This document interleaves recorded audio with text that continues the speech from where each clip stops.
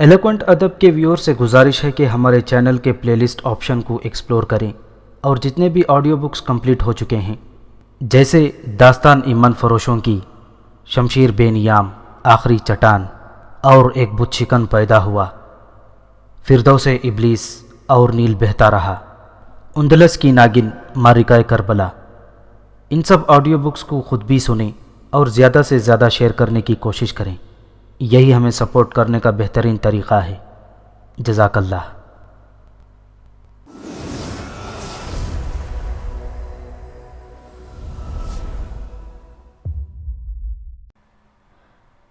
Professor, طاقت کی برتری کا ہر دور میں اعتراف کیا گیا ہے۔ طاقتور کے لیے ابتدا سے آج تک جو آسانیاں رہی ہیں کمزوروں کو نہیں حاصل ہو سکیں۔ بستی والوں نے 3 شاندار اور مضبوط گھوڑے مہیا کر دیے۔ اس کے علاوہ انہوں نے کھانے کی بے شمار اشیاء ان گھوڑوں پر بار کر دی تھیں۔ تب میں دونوں لڑکیوں کے پاس گیا اور ان سے پوچھا، کیا تم سفر کے لیے تیار ہو؟ خلاف معمول ابانیہ کے ساتھ ساتھ پوشیانہ بھی خاموشی سے اٹھ گئی، لیکن میں نے اس سے ایک لفظ بھی نہیں کہا۔ ہاں، جب ہم اپنے گھوڑوں پر سوار ہو کر یہاں سے نکلے تو میں نے راستے میں کہا، میں اس وقت بھی تم پر جبر نہیں کروں گا پوشیانہ، آخری وقت ہے، فیصلہ کر لو۔ میرے ساتھ مصائب ہیں اور دوسرا راستہ بہرحال تمہاری بستی تک جاتا ہے۔ میں تنہا بستی نہ جا سکوں گی، پوشیانہ نے خلاف توقع نرم لہجے میں کہا۔ ہاں، اس میں بھی دشواریاں ہیں، اگر تم چاہو تو گودری میں رہ کر ہمارا انتظار کرو، ہم واپسی پر تمہیں لیتے ہوئے چلیں گے۔ نہیں آشولے، میں خوشی سے تیرے ساتھ چلنے کو تیار ہوں، پوشیانہ نے کہا۔ یہ بہت اچھی بات ہے آشولے، پوشیانہ ہمارے ساتھ رہے گی۔ اور سن پوشیانہ، تو چاہے تو اس وقت تک آشولے کی تنہائیاں اسی طرح حاصل کر سکے گی جس طرح ہم نے پہلے معاہدہ کیا تھا، اور تو اس معاہدے میں شریک بھی رہ چکی ہے جب تک تیرا مرد واپس نہ مل جائے، فراخ دل ابانیہ نے کہا۔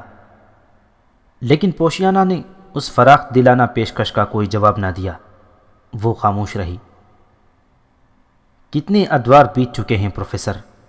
عورت، نرم و نازک بدن، نرم و نازک طبیعت کی مالک، خاموش خاموش شے، خود کو بہت سے پردوں میں چھپانے کی کوشش میں کامیاب ہو گئی ہے، لیکن میرا صدیوں کا تجربہ ہے، قوی ہیکل مخلوق جذبات کے اظہار میں ہمیشہ بے تکلف رہی ہے، لیکن ایک دور میں عورت کی حقیقت بھی بے نقاب ہو رہی ہے جب وہ سادگی سے اپنی ہر ضرورت کا اظہار کر دیتی ہے۔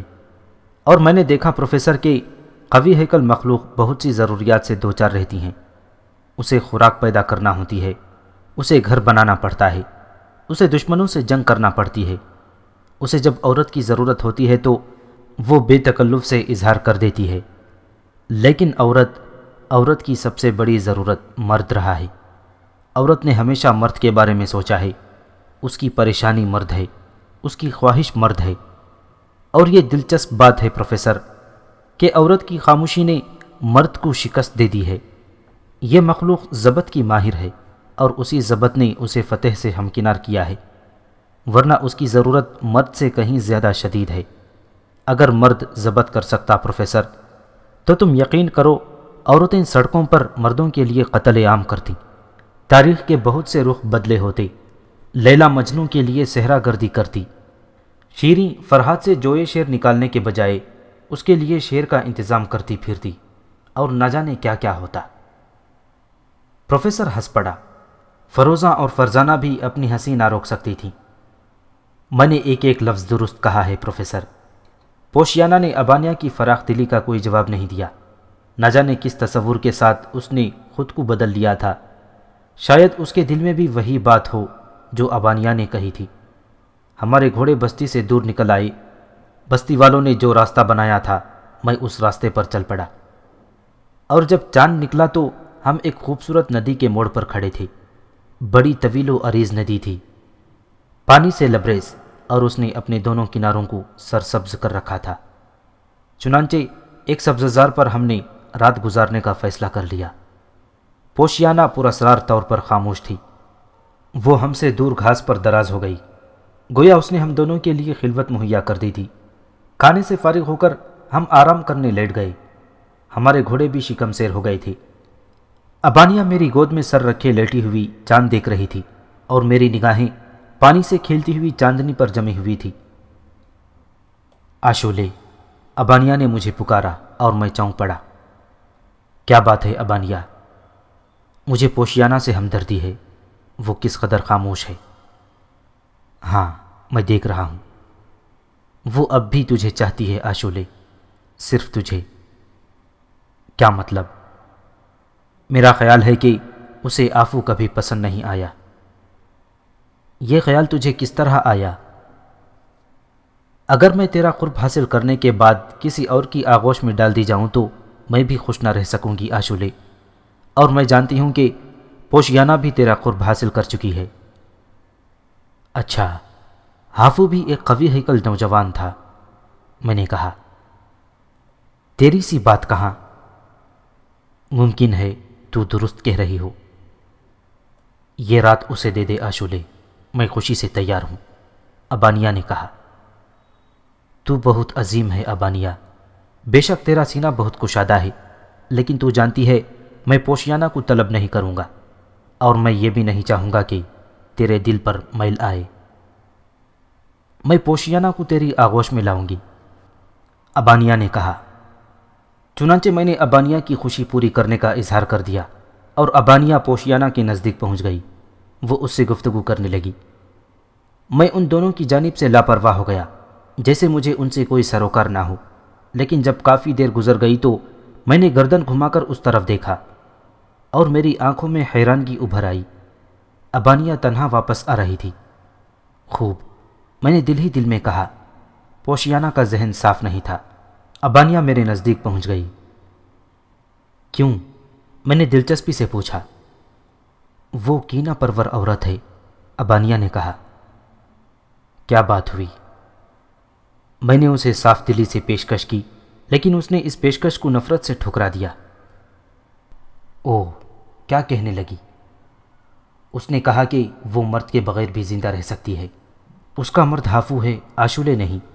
اس نے میرا مذاق اڑایا۔ کہنے لگی، کیا میں آشولے کی ضرورت پوری نہیں کر سکتی جو دوسری عورت کا سہارا لینے آئی ہوں؟ وہ کسی طور تیار نہیں ہوئی۔ جانے دو ابانیہ، مجھے اس کی نہیں تمہاری ضرورت ہے۔ میں نے ابانیہ کو آغوش میں گھسیٹ لیا اور وہ مسکرانے لگی۔ تھوڑی دیر کے بعد وہ بے خود ہو گئی۔ اسے ماحول کا کوئی احساس نہیں تھا، لیکن میری نگاہوں نے پوشیانہ کو دیکھ لیا۔ وہ اٹھ کر بیٹھ گئی تھی اور اس کی نگاہیں ہم دونوں پر گڑی ہوئی تھیں۔ نہ جانے اس کے ذہن میں کون کون سے طوفان اٹھ رہے تھے۔ جہنم میں جائے، میں اس کے لیے کیا کر سکتا ہوں؟ چنانچہ میں اس کی جانب سے لاپرواہ ہو گیا۔ پھر جب تھکی ہوئی ابانیہ میری آغوش میں گہری نیند سو رہی تھی تو میں نے ایک بات سوچی، کہیں جوش رقابت میں پوشیانہ ابانیہ کی زندگی لینے کی کوشش نہ کرے، اور یہ خیال تشویشناک تھا۔ مجھے ابانیہ کی حفاظت کرنا ہوگی۔ میں نے ابانیہ کو خود میں جذب کر لیا اور پھر سو گیا۔ دوسری صبح حسب معمول تھی۔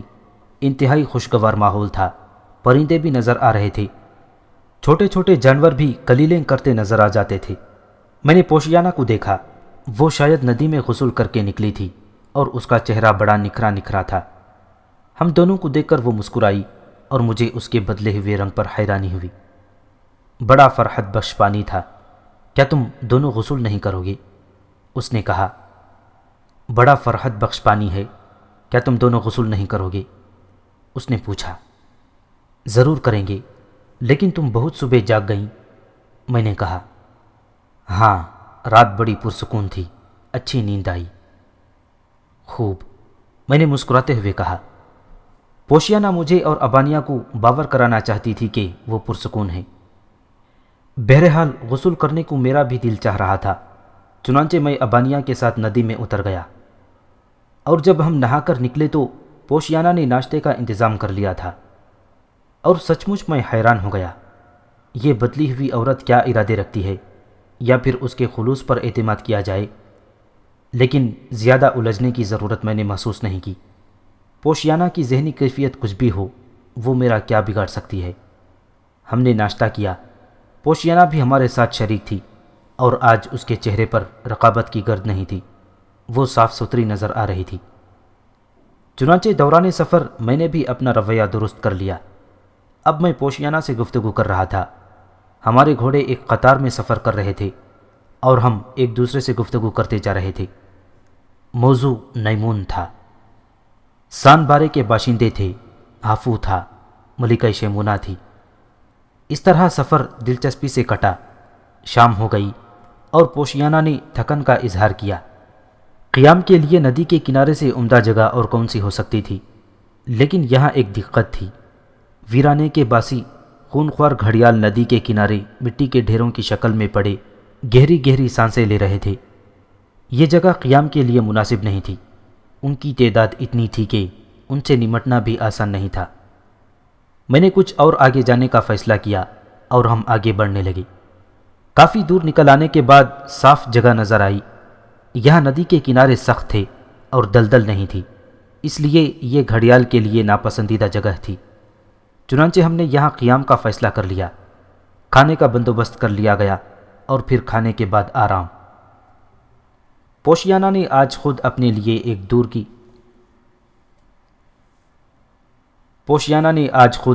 لیے ایک دور کی جگہ منتخب کی۔ ہافو کی غیر موجودگی میں تمہیں تنہائی کا شدید احساس ہوتا ہوگا پوشیانہ، میں نے پوچھا۔ ہاں، تمہارا خیال درست ہے آشولے، لیکن میں تمہاری خلوت میں مخل ہونا بھی نہیں چاہتی، اس نے بڑے خلوص سے کہا، اور میں اس کی بے چارگی سے متاثر ہوئے بغیر نہ رہ سکا۔ آج کی رات صبر کر لو پوشیانہ، میں ابانیہ سے بات کروں گا۔ جہاز کے اس پرانے معاہدے کی تجدید کر لی جائے تو کیا حرج ہے؟ میں نہیں سمجھی۔ پوشیانہ نے تجاہل سے کام لیا۔ ابانیہ تمہارے ساتھ اپنی راتیں بانٹ لے گی۔ اوہ، میں اس کا دل دکھانا پسند نہیں کرتی آشولے، وہ تیرے لیے ہے اسے۔ لیکن وہ جملہ پورا نہ کر سکی کیونکہ ابانیہ ہماری طرف آ رہی تھی۔ اب آرام کرو آشولے، میں دن بھر کے سفر کے بعد تھکن محسوس کر رہی ہوں، اس نے کسی قدر مشکوک انداز میں ہم دونوں کو دیکھتے ہوئے کہا، اور یہ انداز اس نے پہلی بار اختیار کیا تھا۔ یہ دبلی پتلی لڑکی تو کسی طور تھکنے والی نہیں تھی۔ اگر اس کی ٹانگیں تھکن سے بے جان ہو جاتیں تب بھی یہ اس کا اظہار نہ کرتیں، لیکن ایک جوان عورت دوسری جوان عورت کی موجودگی میں ضرور تھک جاتی ہے، جبکہ اسے احساس ہو کہ اس کا مرد دوسری عورت کی تازگی سے متاثر ہے۔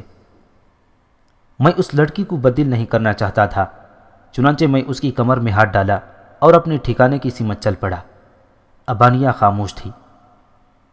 کیا سوچ رہی ہو ابانیہ؟ میں نے پوچھا۔ کچھ نہیں، اس نے بجھی بجھی آواز میں جواب دیا۔ نامعلوم اس نے میرے اور پوشیانہ کے کچھ جملے سن لیے تھے، یا پھر عورت چونکہ خاص حیثیت کی مالک ہوتی ہے اس لیے اس نے ہم دونوں کے چہروں پر ایک دوسرے کے لیے کوئی تاثر پڑھ لیا تھا۔ ایک لمحے کے لیے مجھے اس کی یہ تنگ نظری پسند نہ آئی۔ میں کسی کی جاگیر نہیں ہوں، میں نے سوچا، لیکن ابانیہ کے سابقہ ریکارڈ کی وجہ سے میں خاموش ہو گیا۔ آج پہل بھی مجھے کرنی پڑی تھی، لیکن میری جذبات انگیز حرکتوں کی وجہ سے ابانیہ بہت جلد ٹھیک ہو گئی، اور پھر زندگی کا دلکش سب سے اہم ڈرامہ کھیلا جانے لگا، جسے ابتدائے آفرینش سے کھیلا جا رہا ہے، اور انسان اس کھیل سے آج تک نہیں اکتایا۔ نڈھال سانسوں کے درمیان ابانیہ نے کہا، پوشیانہ سے کیا گفتگو ہو رہی تھی آشولے؟ میں اس کی بدلی ہوئی کیفیت پر حیران ہوں ابانیہ۔ ہاں، میں نے بھی اس میں تبدیلیاں محسوس کی ہیں۔ کیا یہ تبدیلیاں قابل رحم نہیں؟ میں نہیں سمجھی۔ تم عورت ہو ابانیہ، عورت ہر قسم کی تبدیلیوں کو بخوبی سمجھتی ہے۔ اگر میں تم سے طویل عرصے کے لیے دور ہو جاؤں تو تم کیسا محسوس کرو گی؟ میں زندہ نہ رہ سکوں گی آشولے، ابانیہ جلدی سے بولی۔ تب پھر سوچو، ہافو کی غیر موجودگی پوشیانہ کے لیے کتنی کٹھن ہوگی۔ ہاں، لیکن ہم اسی کے لیے سفر کر رہے ہیں۔ یہ فیصلہ تو نہیں کیا جا سکتا کہ ہافو کب تک دستیاب ہو سکے گا۔ تم کیا کہنا چاہتے ہو آشولے؟ یہی ابانیہ کہ تم فراخ دلی سے کام لو۔ جہاز پر ہونے والے معاہدے میں تم بھی شریک تھیں۔ اس وقت تک جب تک ہافو نہ مل جائے، پوشیانہ کی ضرورت اگر مجھ سے پوری ہو جائے تو کیا حرج ہے؟ میری اس بات پر ابانیہ خاموش ہو گئی، کافی دیر تک خاموش رہی، پھر بولی، کیا پوشیانہ نے اس خواہش کا اظہار کیا ہے؟ وہ کبھی نہیں کرے گی، یہ میں نے سوچا ہے۔ کیا میں تمہارے لیے کشش کھو چکی ہوں آشولے؟ ہرگز نہیں، تم روز اول کی طرح پرکشش ہو، لیکن پوشیانہ بھی انسان ہے۔ میں یہ برداشت نہیں کر سکتی آشولے۔ اب جب سب سے دور تو نے مجھے اپنا لیا ہے، میں اس کی شرکت کیسے پسند کروں گی؟ یہ بھی تو سوچو ابانیہ کہ تمہاری جگہ پوشیانہ بھی ہو سکتی تھی، اور تم پوشیانہ کی جگہ۔ میں نے کہا، اور میری بات سے ابانیہ کو سخت دھچکا لگا۔ کیا ایسا بھی ہو سکتا ہے آشولے؟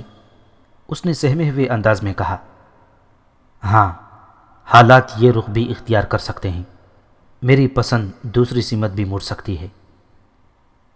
تب میں تمہاری خوشی میں خوش ہوں، تم جو پسند کرو آشولے۔ اس نے اسی انداز سے کہا، اور میں نے اس کا شانہ تھپ تھپایا۔ رات کے آخری پہر میں ہم سو گئے۔ نہ جانے کیوں اس رات میں ماحول سے پوری طرح بے خبر ہو گیا تھا، یہاں تک کہ چپکے سے صبح ہو گئی، اور جب میرے کانوں نے ایک بھینچی بھینچی چیخ سنی تو تب میں جاگا۔ میں نے اپنے نزدیک سوتی ہوئی ابانیہ کی طرف نظریں گھمائیں اور چونک پڑا۔ ابانیہ وہاں موجود نہ تھی۔ اسی وقت میرے کانوں میں دوسری چیخ گونجی اور میں اچھل پڑا۔ دوسرے لمحے میں پھرتی سے کھڑا ہو گیا۔ یہ نسوانی چیخ ابانیہ ہی کی ہو سکتی تھی۔ میں نے چاروں طرف نگاہیں دوڑائیں، تب میری نگاہ ندی میں جا پڑی۔ دور پانی میں دو جسم متحرک تھے، یقیناً ان میں سخت جدوجہد ہو رہی تھی۔ دوسرے لمحے میں نے دوڑ کر پانی میں چھلانگ لگا دی۔ فاصلہ کافی تھا۔ میں نے پوشیانہ کا سر ابھرتے ہوئے دیکھا۔ اس کے چہرے پر درندگی تھی، اور وہ دانت بھینچے ہوئے دونوں ہاتھوں سے ابانیہ کا چہرہ پانی میں ڈبوئے رکھنے میں کوشاں تھیں۔ میرے ہوش گم ہو گئے۔ تو یہ تھا پوشیانہ کی بدلی ہوئی کیفیت کا راز۔ چند ساعت میں میں اس کے قریب پہنچ گیا۔ میں نے عقب سے پوشیانہ کے بال پکڑ کر اسے زوردار جھٹکا دیا، اور وہ ایک وحشیانہ چیخ کے ساتھ دوسری طرف الٹ گئی۔ ابانیہ اس کی گرفت سے آزاد ہو گئی تھی۔ میں نے جلدی سے اسے سطح پر ابھارا، لیکن اس کا منہ کھلا ہوا تھا اور آنکھیں پھٹی ہوئی تھیں۔ وحشی پوشیانہ اپنی کوششوں میں کامیاب ہو گئی تھی۔ ابانیہ کے جسم میں اب زندگی کی کوئی رمق نہیں تھی۔ میں پھرتی سے اسے کھینچ کر کنارے پر لے گیا۔ کنارے پر لٹا کر میں نے اس کا تنفس بحال کرنے کی کوشش کی، لیکن یہ کوشش بے سود تھی۔ ابانیہ مر چکی تھی۔ میں نے اس کا برہنہ جسم سیدھا کیا۔ وحشی پوشیانہ بھی کنارے پر نکل آئی، اور اب اس کے ہونٹوں پر ایک خوفناک مسکراہٹ تھی۔ میری سب سے بڑی خواہش پوری ہو گئی آشولے، میں بہت خوش ہوں۔ اس نے درندگی سے بھرپور قہقہہ لگایا۔ میں کھڑا ہو گیا۔ دل چاہ رہا تھا کہ میں اس وحشی عورت کی ٹانگیں درمیان سے چیر دوں۔ یہ لڑکی مجھے راتوں کی بھیک دینا چاہتی تھی۔ پوشیانہ نے زمین پر تھوک دیا۔ تم نے اسے کیوں قتل کر دیا پوشیانہ؟ میں نے سکون سے پوچھا۔ یہ بھی پوچھنے کی بات ہے آشولے، میں نے نہ جانے کتنی راتیں سلگتے ہوئے گزار دی، اس وقت بھی جب ہافو درمیان میں موجود تھا، اور اس کے بعد بھی۔ لیکن میں نے تم سے کہا تھا کہ میں اس سے بات کروں گا۔ میں اپنے اور تیرے درمیان کوئی دیوار نہیں چاہتی آشولے۔ میں بلا شرکت غیر تیری بننا چاہتی ہوں۔ کیا اس درندگی کے بعد بھی تم ایسی توقع رکھتی ہو؟ اس ویرانے میں میرے سوا کوئی عورت نہیں ہے آشولے، اور عورت تیری ضرورت ہے۔ میرے جسم پر نگاہ دوڑا۔ دیکھ کیسا چمکدار اور کیسا سڈول ہے یہ۔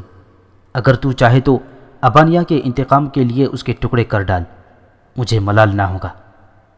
میں تو خوش ہوں کہ ابانیہ اب تیری کوئی رات حاصل نہ کر سکے گی۔ وہ اپنے بھیگے ہوئے جسم کی نمائش کرتے ہوئے بولی، لیکن مجھے اس کے وجود سے گھن آ رہی تھی۔ میں اس سے سخت نفرت کرنے لگا تھا، تاہم میں نے نرم آواز میں پوچھا، تو ابانیہ کو ندی پر کیسے لے گئی تھی پوشیانہ؟ میں نے اسے آہستگی سے جگایا، اور وہ اٹھ گئی۔ تب میں نے اسے کہا کہ ندی کا پانی بہت خوبصورت ہے، آؤ ہم اس میں نہائیں۔ تب جانتا ہے اس بے وقوف نے کیا کہا؟ کیا کہا؟ میں نے پوچھا۔ اس نے کہا کہ عاشولے کو جگا لیں، تینوں ایک ساتھ غسل کریں گے۔ پھر تو اس کے جواب میں نے اسے کہا کہ عاشولے اس کا مرد ہے اور میں اس کے حق میں مخلص ہوں، میں اس کے سامنے مکمل طور پر برہنہ نہیں ہو سکتی۔ اگر وہ میرے ساتھ نہانا پسند نہ کرے تو میں اسے مجبور نہیں کروں گی۔ اور وہ تیار ہو گئی۔ تب اس نے ندی کے راستے میں کہا کہ عاشولے نے رات کو اس کے بارے میں کہا تھا۔ میں نے پوچھا کیا کہا تھا، تو اس نے مجھے وہی بات بتائی جو تم نے کہی تھی عاشولے، لیکن میں کسی کی دی ہوئی بھیک نہیں لیتی، میں تو خود اپنا مقام حاصل کرنا جانتی ہوں۔ کتنی حیرت ہوئی اسے عاشولے، جب نہاتے نہاتے اچانک میں نے اس کی گردن پکڑ لی اور اسے دباتے ہوئے پانی میں اس کا چہرہ ڈبو دیا۔ میری مضبوط انگلیوں کا دباؤ اور پھر پانی، لیکن عاشولے، اس کمزور سی لڑکی کے بدن میں بلا کی طاقت تھی۔ اس نے اتنی سخت جد و جہد کی کہ میں پریشان ہو گئی۔ بلا شبہ اگر ایک بار وہ میری گرفت سے آزاد ہو جاتی تو پھر میں اس پر، لیکن اس سے زیادہ مجھ سے سنا نہ گیا پروفیسر۔ میرا الٹا ہاتھ پوشیانہ کے منہ پر پڑا اور وہ کئی فٹ اچھل کر دور جا گری۔ اس کے منہ سے خون کی دھار پھوٹ نکلی۔ میں تجھ سے نفرت کرتا ہوں پوشیانہ، میں تیرے منہ پر تھوکتا ہوں، میں نے غراتے ہوئے کہا۔ میں تیری نفرت کو محبت میں بدل دوں گی عاشولے، اس نے خون کو تھوکتے ہوئے کہا۔ میں تجھے زندہ نہیں چھوڑوں گا پوشیانہ۔ ابانیہ کی موت کے بعد تیرے ہاتھوں آنے والی موت بھی مجھے پسند ہے۔ مرنے کے بعد میں اس آگ میں تو نہیں جلوں گی کہ ابانیہ تیری آغوش میں ہے، اس نے خون آلود ہونٹوں سے مسکراتے ہوئے کہا، لیکن میری آنکھوں میں چنگاریاں نکل رہی تھیں۔ میں تجھے موت سے بھی زیادہ سخت سزا دوں گا پوشیانہ، میں نے غراتے ہوئے کہا۔ ایک بار، صرف ایک بار میرے جسم کو آغوش میں لے لے عاشولے، اس کے بعد تیری دی ہوئی ہر سزا مجھے قبول ہوگی۔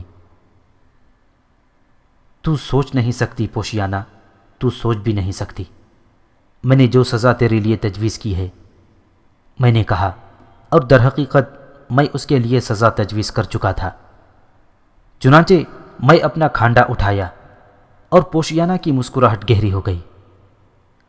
اب تو میری گردن میرے شانوں سے اتار دے گا کیوں؟ مجھے منظور ہے۔ وہ دو زانوں بیٹھ گئی۔ اس کے بیٹھنے کی ادا بڑی دلکش تھی۔ ابانیہ کے دبلے پتلے بدن کے مقابلے میں اس کا بدن زیادہ پرکشش، زیادہ سڈول اور زیادہ چمکدار تھا۔ بلا شبہ وہ ایک بھرپور عورت تھی، لیکن مجھے اس سے سخت نفرت تھی۔ میں اس کی کسی ادا سے متاثر نہیں ہو سکتا تھا۔ چنانچہ میں کھانڈا لے کر گھوڑوں کی طرف بڑھا۔ تینوں گھوڑے ایک جگہ کھڑے تھے۔ میں نے کھانڈا بلند کیا اور میرا وحشی کھانڈا ایک گھوڑے کی پشت کو دو ٹکڑے کر گیا۔ گھوڑے کی آواز بھی نہیں نکل سکتی تھی، البتہ بقیہ دو گھوڑے بھڑک اٹھے، لیکن اتنی دیر میں دوسرے گھوڑے کا کام بھی تمام ہو چکا تھا۔ پوشیانہ کا منہ حیرت سے کھل گیا۔ اس کی سمجھ میں گھوڑوں کی موت نہیں آئی تھی۔ وہ تو اس وقت چونکی جب میں اچھل کر تیسرے گھوڑے پر بیٹھ گیا اور میں نے اس کی لگامیں سنبھالتے ہوئے کہا، اب تو ان ویرانوں میں بھٹک پوشیانہ، بھوک اور پیاس سے تڑپ تڑپ کر جان دے دے۔ تیری آنکھیں انسانوں کو تلاش کریں گی، لیکن فکر مت کر، ابانیہ کی لاش موجود ہے، اس کے پاس بیٹھ کر اس سے دل بہلانا، اور جب یہ انتقام کے لیے اٹھ بیٹھے تو خود بھی اس ندی میں کود کر خودکشی کر لینا، یہی تیرا انجام ہے۔ اور پوشیانہ خوفزدہ انداز میں اٹھ کھڑی ہوئی۔ عاشولے، وہ میری طرف دوڑ پڑی۔ نہیں نہیں عاشولے، ایسا مت کر، مجھے اپنے ہاتھوں سے قتل کر دے، مجھے تنہا نہ چھوڑ عاشولے، میں خودکشی نہیں کر سکتی، عاشولے مجھے تنہا نہ چھوڑ۔ میں نے تیرے لیے یہی سزا متعین کی ہے پوشیانہ، میں نے گھوڑے کو ایڑ لگاتے ہوئے کہا، اور پھر پوشیانہ کی دلدوز چیخیں میرے کانوں میں دور تک گونجتی رہیں اور بالآخر معدوم ہو گئیں۔ وہ بہت دور رہ گئی تھی۔ ٹھیک ہے، دونوں عورتوں کا چکر ختم ہوا۔ یہ عورتیں میری شخصیت کے آڑے آ گئی تھیں۔ اب میں زیادہ سکون سے کام کر سکوں گا۔ اتنا عرصہ ناکامیوں میں گزرا تھا، اپنے لیے کچھ بھی نہیں کیا تھا، نہ میری ملاقات اپنے دوست ستاروں سے ہوئی تھی اور نہ ہی میں کوئی کام کر سکا تھا، لیکن اب میں آزاد تھا۔ اب میرے لیے کوئی الجھن نہیں تھی، اور اس کے بعد میرے لیے دو مشغلے تھے۔ اول تو یہ کہ نیمون کو تلاش کروں اور ہلاک کر دوں، دوسرے ہیگوں کی خدائی سان بارے میں دیکھوں۔ یہ دونوں خواہشیں میرے دل میں مچل رہی تھیں، اور پر لطف بات یہ تھی کہ میں انہیں پوری کرنے کے لیے آزاد تھا۔ پوشیانہ کا خیال میں نے ذہن سے نکال دیا۔ درندہ صفت لڑکی بالآخر مر جائے گی، یہی اس کا انجام میرے نزدیک مناسب تھا۔ چنانچہ میرا گھوڑا برق رفتاری سے سفر کرتا رہا۔ ویسے میں نے ندی کا کنارہ نہیں چھوڑا تھا، اور کتنی طویل تھی یہ ندی! یوں سمجھو پروفیسر کہ پورا دن اور پوری رات میں نے اس کے کنارے کنارے دوڑتے گزار دی، جبکہ گھوڑے کی رفتار بھی معمولی تھی۔ ہاں، دوسری صبح وہ تھک گیا تھا۔ اب اوقات کی کوئی پابندی نہیں تھی، جب دل چاہے سفر کرتا۔ چنانچہ میں نے گھوڑے کی ٹانگوں کی مالش کی اور معصوم جانور خوش ہو گیا۔ پھر میں نے اسے چرنے کے لیے چھوڑ دیا اور اپنے لیے بھی خوراک کا بندوبست کرنے لگا۔ دوپہر تک میں نے آرام کیا اور گھوڑا بھی چاق و چوبند ہو گیا۔ تب میں اس پر سوار ہو کر چل پڑا۔ چاروں طرف پہاڑیاں پھیلی ہوئی تھیں، کہیں ندی میں چمکدار پتھر بکھرے ہوئے تھے جن کی رنگین روشنی پانی کی سطح سے ابھر کر بہت خوبصورت مناظر پیش کر رہی تھی۔ جوں جوں میں آگے بڑھ رہا تھا، ندی چوڑی ہوتی جا رہی تھی اور اس کے پانی میں تیزی آتی جا رہی تھی، اور اس کی وجہ بھی مجھے جلد معلوم ہو گئی۔ سامنے ہی پہاڑیوں کی ایک بلند دیوار نظر آ رہی تھی، اور یہ ندی انہی پہاڑیوں سے نکلتی تھی۔ ایک طویل دیوار سے سفید پانی زوردار آواز کے ساتھ نیچے گر رہا تھا، اور یہی سانبارے کی علامت تھی۔ پتہ بتانے والوں نے یہی نشان بتایا تھا۔ اس پہاڑی دیوار کی دوسری طرف سانبارے تھا۔ میں ندی کے آخری سرے تک پہنچ گیا۔ بڑا خوبصورت منظر تھا۔ گرنے والے پانی کی پھواریں دور دور تک پھیل رہی تھیں، اور قرب و جوار کی پتھریلی زمین نے بھی سبزہ اگل دیا تھا۔ میں گھوڑے کی پشت سے اتر آیا۔ گھوڑے کی آنکھوں سے بھی لالچ ٹپک رہا تھا۔ اس سرسبز علاقے کو دیکھ کر وہ بھی مچل گیا تھا۔ چنانچہ میں نے بلندیاں طے کرنے سے قبل اسے آرام کے لیے چھوڑ دیا۔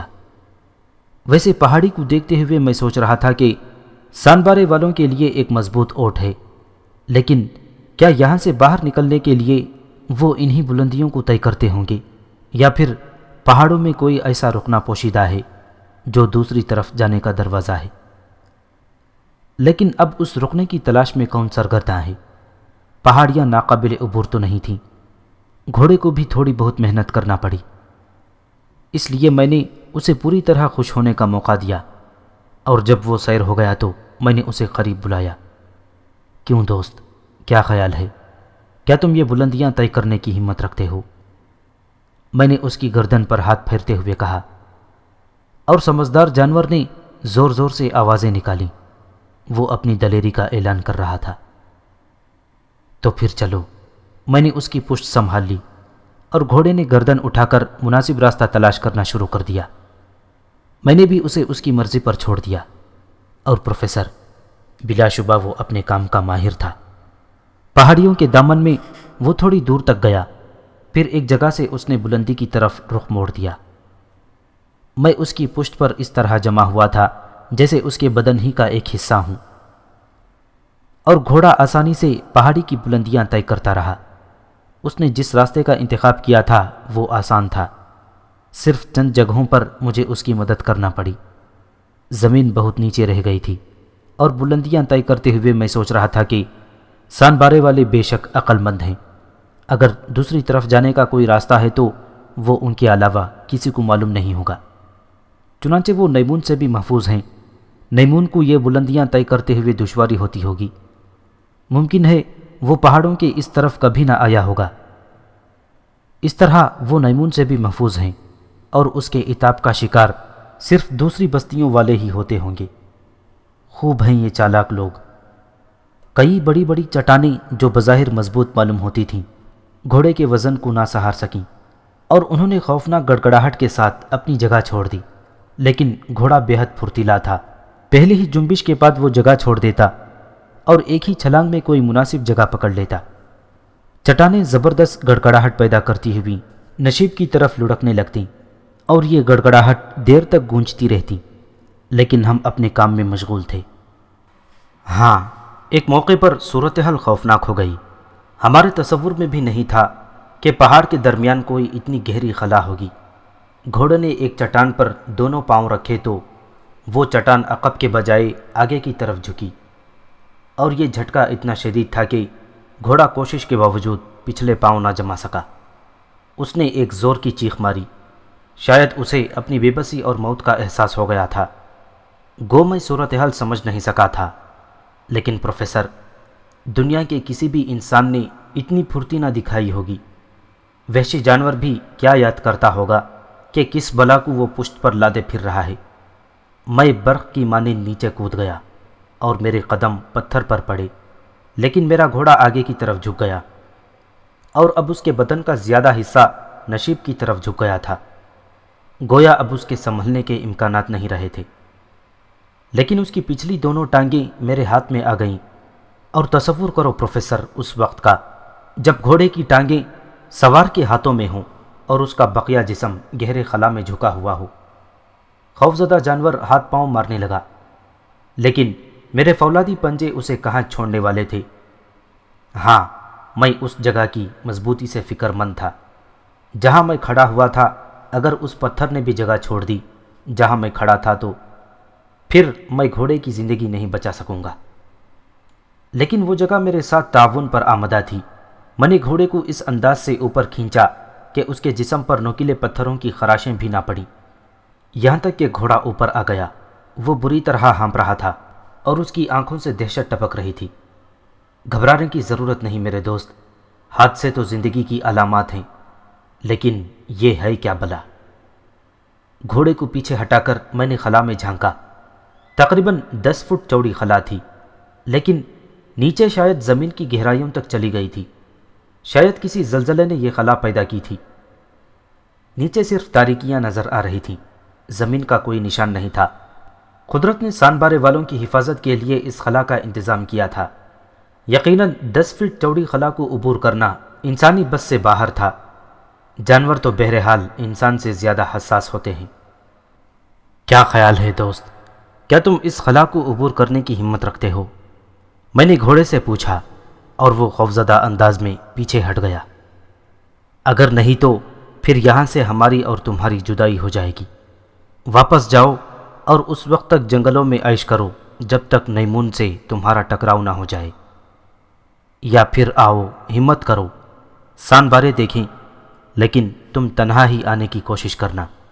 میں نے ایک بار پھر اس کی پشت تھپکی، خلا کی دوسری طرف کے پتھروں کی جڑوں کا اندازہ کیا اور ایک مناسب مقام دیکھ کر اپنا بدن تولا اور پھر دوسری طرف چھلانگ لگا دی۔ اور یہ میرے لیے معمول کی بات تھی پروفیسر۔ میں اطمینان سے دوسری طرف پہنچ گیا۔ اب میرے اور گھوڑے کے درمیان خلا حائل ہو گئی تھی۔ گھوڑا زور زور سے ہنہنا رہا تھا، وہ خلا کو عبور کرنے کی ہمت نہیں کر پا رہا تھا۔ ہمت ہے تو زندگی کی بازی لگاؤ دوست، ورنہ واپس چلے جاؤ، مجھے تمہاری بے وفائی سے کوئی گلہ نہ ہوگا، میں نے کہا، اور کھڑا ہو کر اسے دیکھنے لگا۔ لیکن میں نے محسوس کیا کہ گھوڑے کے اندر خلا کو عبور کرنے کی ہمت نہیں تھی۔ ٹھیک ہے، تم واپس جا سکتے ہو، زندگی بہت قیمتی شے ہے، میں نے ہاتھ ہلا کر کہا، اور گھوڑے نے اسی وقت تھوڑی سی شرمندگی محسوس کرنا ہی مناسب سمجھی۔ وہ پلٹ گیا اور اب وہ واپسی کا سفر کر رہا تھا۔ مجھے ہنسی آ گئی۔ ابتدا والے نہ رہے، تم سے کیا کہوں، میں نے اونچی آواز میں کہا، اور پھر میں نے بقیہ چڑھائی کی ٹھانی۔ میں مڑا اور بقیہ بلندی طے کرنے لگا۔ میرے لیے یہ کام مشکل نہیں تھا، پتھروں میں تو میں نے صدیاں گزاری تھیں، لیکن ابھی میں کچھ دور ہی گیا تھا کہ ایک دلچسپ واقعے سے دوچار ہونا پڑا۔ پتھروں پر ایک ہلکی سی آواز سنائی دی تھی، لیکن میں نے اس طرف توجہ نہیں دی تھی۔ ابھی زیادہ دور نہیں گیا تھا کہ پتھروں پر ایک مستقل آواز سنائی دی، اور میں نے پلٹ کر دیکھا۔ میرا گھوڑا میرے نزدیک پہنچ چکا تھا۔ در حقیقت پروفیسر، میں خوشی سے اچھل پڑا، گھوڑے کی گردن میں ہاتھ ڈال کر اسے لپٹا لیا۔ تو بہرحال ہر دور کے انسانوں سے بہتر ہے، وفا کی بو ہے تجھ میں، آخر تو جان کی بازی لگا کر میرے پاس پہنچ ہی گیا۔ گھوڑے کے چہرے پر بھی کامیابی کی مسرت کا اظہار ہو رہا تھا۔ میں تیری محبت کی قدر کرتا ہوں دوست، آؤ، کٹھن منزل طے ہو چکی ہے، صرف تھوڑا سا سفر باقی ہے، پھر دیکھیں گے دوسری سمت کیا ہے۔ میں نے کہا اور اسے ساتھ لے کر پیدل ہی چلنے لگا۔ گھوڑا اطمینان سے میرا ساتھ دے رہا تھا۔ باقی بلندی ہم نے دو دوستوں کی طرح طے کی اور اس کے بعد کا راستہ زیادہ سخت نہ تھا، یہاں تک کہ ہم پہاڑ کی بلند چوٹی پر پہنچ گئے۔ چوٹی پر سپاٹ میدان تھا جو تقریباً 1 فرلانگ تک چلا گیا تھا۔ یہاں درخت بھی موجود تھے اور سبزہ بھی، کہیں کہیں برف نظر آ رہی تھی، لیکن اندازہ ہوتا تھا کہ بہت پرانی ہے، گویا موسم کے لحاظ سے برف پڑتی ہے۔ یہ چوٹیاں ہمیشہ برف سے نہیں ڈھکی رہتی۔ ہم دونوں آگے بڑھتے رہے اور پھر اس میدان کے دوسرے سرے پر پہنچ گئے اور دوسری طرف کا منظر دیکھ کر میں دنگ رہ گیا۔ میرے وہم و گمان میں بھی نہیں تھا کہ سانبارے اتنی خوبصورت بستی ہوگی۔ انوکھی ساخت کی عمارتیں پھیلی ہوئی تھیں، ہر مکان میں ایک پتھر کا مینار ضرور تھا۔ بہت عالیشان سٹیڈیم نظر آ رہے تھے۔ ایک عظیم الشان عمارت بنی ہوئی تھی جو یقیناً شیموناہ کا محل تھا۔ بستی کے چاروں طرف پھلوں کے درخت لگے ہوئے تھے۔ ایک خوبصورت سی ندی چاندی کی سانپ کی مانند بستی کے درمیان سے گزرتی آ رہی تھی۔ اتنا حسین منظر تھا کہ میں گرد و پیش سے بے خبر ہو گیا، یہاں تک کہ آنے والوں کے قدموں کی چاپ بھی نہ سن سکا۔ ہاں، اس وقت میں اس حسین بستی کے شہر سے چونکا جب میرے دوست نے مجھے آواز دی۔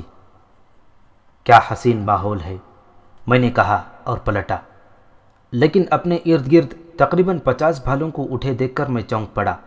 سانبارے کے سپاہی تھے، عمدہ لباس میں ملبوس، تندرست و توانا، تیز ہتھیاروں سے آراستہ۔ بہرحال بڑی خاموشی اور چالاکی سے آئے تھے، اور کس طرف سے آئے تھے میں اندازہ نہ کر سکا۔ ہاں، میں تمہارے لیے بے ضرر ہوں دوستوں۔ میں نے دونوں ہاتھ بلند کر دیے اور پھر میں نے اپنا کھانڈا بھی کھول کر نیچے رکھ دیا۔ اس طرح میں نے انہیں اپنے امن پسند ہونے کا یقین دلایا۔ کون ہو تم، کہاں سے آئے ہو؟ ایک تنومند آدمی نے کرخت آواز میں پوچھا۔ کون ہوں، کہاں سے آیا ہوں، یہ کچھ نہیں بتاؤں گا۔ بہرحال تمہارا مہمان ہوں، نہتہ ہوں، اس لیے تمہیں کوئی نقصان نہیں پہنچاؤں گا۔ تمہاری خوبصورت بستی دیکھنے کا خواہش مند ہوں۔ تم نے یہ پہاڑی کس طرح عبور کی؟ بس یہ سیدھا راستہ ہے، اگر تم پہاڑیوں کے محافظ ہو تو دیکھ چکے ہوگے۔ یہ ناممکن ہے، اس طرف سے پہاڑیاں عبور کرنا انسان کے بس سے باہر ہے۔ میں ہر وہ کام کرتا ہوں جو انسان کے بس سے باہر ہو۔ سچ بتاؤ جوان، سانبارے میں اجنبی داخل نہیں ہو سکتے، اور اگر کوئی آ ہی جائے تو اس کی سزا موت ہے۔ ہمیں حکم ہے کہ اسے پہاڑیوں پر ہی قتل کر دیا جائے، لیکن تمہاری موت ٹل سکتی ہے اگر تم ہمیں سانبارے میں داخلے کی وہ کمزور جگہ بتا دو جہاں سے تم یہاں تک آئے ہو۔ سنو احمق، میں جو کچھ کہہ رہا ہوں وہ سچ ہے، میری کسی بات کو جھوٹ مت سمجھو۔ میں سیدھے راستے سے آیا ہوں، بس چلو مجھے اپنی بستی لے چلو۔ میں ایک پرامن انسان، ایک قابل اعتماد دوست کی حیثیت سے تمہاری بستی میں داخل ہونا چاہتا ہوں، لیکن اس شرط پر کہ تم دشمنی کی ابتدا نہ کرو۔ اگر تم صحیح راستہ نہیں بتاؤ گے تو پھر تمہیں بستی لے جانے سے کیا فائدہ؟ تمہیں یہیں قتل کر دینا مناسب ہوگا۔ میں کہہ چکا ہوں کہ تم احمق ہو۔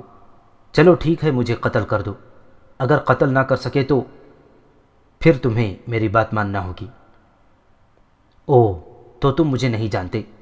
میرا نام سیکا ہے اور میں پہاڑوں کے محافظوں کا انچارج ہوں، قوی ہیکل شخص نے نیزہ تانتے ہوئے کہا۔ آؤ آؤ، جلدی کرو، میرا وقت برباد ہو رہا ہے، میں نے برا سا منہ بنا کر کہا، اور سیکا پیچھے ہٹ گیا۔ میں اگر چاہتا تو اپنا کھانڈا اٹھا سکتا تھا، لیکن میں اس سے دور ہٹ آیا۔ اپنا ہتھیار اٹھا لو کہ مرنے کے بعد تمہیں حسرت نہ رہے کہ تم نے جنگ نہیں کی، سیکا نے کہا۔ جلدی کرو بہادر، تمہاری پیشکش قابل قدر ہے، جلدی کرو، میں نے ہاتھ ہلا ہلا کر کہا، اور سیکا نے پوری جنگی مہارت سے نیزہ میرے پہلو میں دل کے مقام پر مارا۔ لیکن فولاد سے ٹکرانے کے بعد نیزے کا جو حشر ہونا تھا وہی ہوا۔ اس کی انی مڑ گئی اور سیکا پاگلوں کے سے انداز میں اسے دیکھنے لگا۔ پھر وہ میرے قریب آیا۔ اگر میرا بدن برہنہ نہ ہوتا تو وہ یہی سوچتا کہ میں نے اپنے لباس کے نیچے لوہے کا لباس پہن رکھا ہے۔ دیوتاؤں کی قسم، اس کے جسم پر تو کوئی لباس نہیں ہے، اس نے میرا بدن ٹٹولتے ہوئے کہا، اور بہت سے آدمی میری طرف جھک آئے۔ سب کے سب نیزے کی آنی دیکھ رہے تھے۔ میں کوشش کروں سیکا، ایک دوسرے جوان نے جس کے ہاتھ میں کلہاڑا تھا اپنا کلہاڑا ہلاتے ہوئے کہا، اور سیکا پیچھے ہٹ گیا۔ چلو تم بھی آؤ، میں نے اس سے کہا، اور وہ کلہاڑا تول کر پینترے بدلنے لگا، اور پھر اس نے پوری قوت سے میرے اوپر وار کیا۔ میں اگر چاہتا تو وار بچا کر اس کلہاڑے پر ہاتھ بھی ڈال سکتا تھا، لیکن میں ابھی اس بستی میں پرامن رہنا چاہتا تھا، اس لیے میں نے اس کا وار شانے پر لیا اور کلہاڑے کا دستہ اس کے ہاتھ سے چھوڑ گیا۔ یقیناً اس کا ہاتھ جھنجھنا گیا ہوگا۔ دیوتاؤں کی قسم، یہ انسان نہیں ہے، اس نے سہمے ہوئے لہجے میں کہا۔ پھر یہ کون ہے؟ شاید کوئی دیوتا۔ تب تو ہم سے بہت بڑی غلطی ہوئی ہے۔ وہ سب چموگویاں کرنے لگے۔ اگر دیوتا نہ ہوتا تو اس ناقابل عبور راستوں سے آتا۔ ہاں یہ دیوتا ہے، ہاں یہ دیوتا ہے۔ چاروں طرف سے آوازیں ابھریں اور سارے بے وقوف میرے سامنے جھک گئے۔ چلو ٹھیک ہے، اگر تم مجھے دیوتا سمجھتے ہو تو یہی صحیح، اب مجھے اپنی بستی میں لے چلو۔ کچھ دیر ٹھہر، ہم تیری آمد کا اعلان کر دیں، سیکا نے کہا۔ ان کی ضرورت نہیں سیکا، میں خاموشی سے تمہاری بستی میں چلوں گا۔ مقدس ہیگے ناراض ہوں گے کہ انہیں دیوتا کی آمد کی اطلاع نہیں دی گئی۔ ہمیں اجازت دو کہ ہم تمہاری آمد کا اعلان کریں، سیکا نے کہا، اور پھر اس نے کئی آدمیوں کو حکم دیا کہ وہ بستی کی طرف جائیں اور مقدس ہیگوں کو دیوتا کی آمد کی اطلاع دیں۔ ٹھیک ہے، یہی صحیح۔ میرے لیے کون سی نئی بات تھی؟ میں نے تو خود کو کبھی دیوتا نہیں کہا، لیکن ان دیوتاؤں نے خود تسلط جما رکھا ہے انسانوں کے ذہنوں پر۔ اور غور کرو پروفیسر، سچ بات تو یہ ہے کہ طاقت ہر دور میں دیوتا رہی ہے، انسان صرف اس کے سامنے جھک آیا ہے جو طاقتور ہے۔ بہرحال سیکا کے آدمی اپنے گھوڑوں پر دوڑ گئے، اور سیکا مجھے احترام سے اس جگہ لایا جہاں اس کا قیام تھا۔ اس کی آنکھوں سے عقیدت جھلک رہی تھی، اور اس عقیدت کا عملی ثبوت اس نے خوش ذائقہ پھلوں اور دودھ اور کچی کھجوروں سے تیار شدہ ایک مشروب کی شکل میں دیا۔ حسین اور پراسرار علاقے کی پہلی ضیافت مجھے پسند آئی تھی۔ خوب سیر ہو کر کھایا، اور پھر سیکا کی خواہش کے احترام میں اس کے آدمیوں کا انتظار کرنے لگا۔